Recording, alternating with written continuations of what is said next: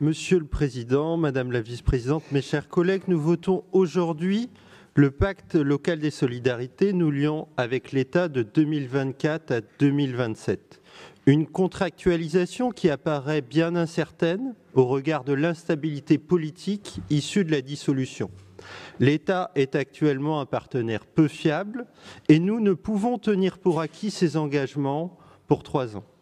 Nous verrons dans les prochaines semaines ou les prochains mois quelle ligne le prochain gouvernement ou l'absence de gouvernement adoptera. Ceci dit, ce pacte local des solidarités marque certaines évolutions par rapport au plan pauvreté qu'il remplace. Commençons par le positif. Ce plan introduit un nouvel objectif. Construire une transition écologique solidaire en facilitant l'accès aux aides en matière de logement, de mobilité, d'eau et d'énergie, ainsi qu'à une alimentation de qualité. Cette évolution est bienvenue au regard de la nécessité d'une lutte inclusive contre le dérèglement climatique et ses effets. Si nous pouvons déplorer le glissement sémantique de la prévention et de la lutte contre la pauvreté vers les solidarités, nous soutenons les actions du pilier solidarité.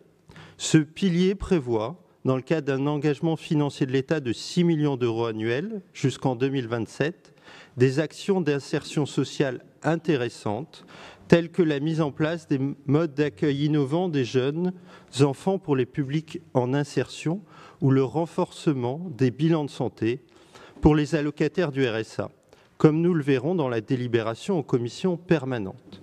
Voilà pour le positif. Cependant, ce pacte marque une réorientation, comme vient de le dire ma collègue.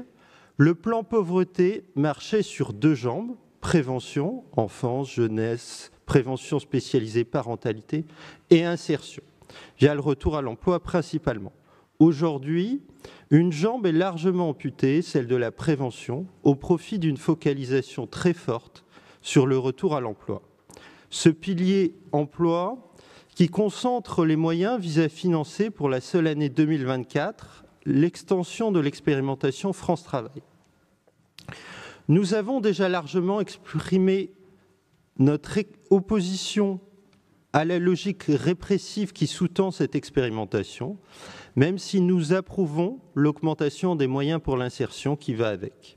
Cependant, quelle est la pérennité de cette réforme dans le contexte actuel, quelle que soit la majorité ? Quitte de l'obligation de 15 heures d'activité s'il y a moins de moyens d'accompagnement à venir?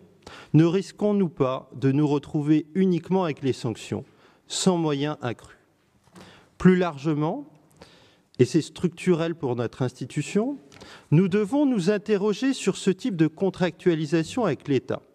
Le plan est basé sur un financement 50% État, 50% département des actions du pacte, alors que l'État devrait contribuer davantage. Sur le fond, dans un contexte de difficultés budgétaires des départements, ces pactes sont un outil de recentralisation de l'action sociale, une forme de gouvernement à distance par l'État qui interroge sur la place de notre institution. Nous nous abstiendrons sur cette délibération en cohérence avec notre position sur l'expérimentation RSA sous condition. Je vous remercie.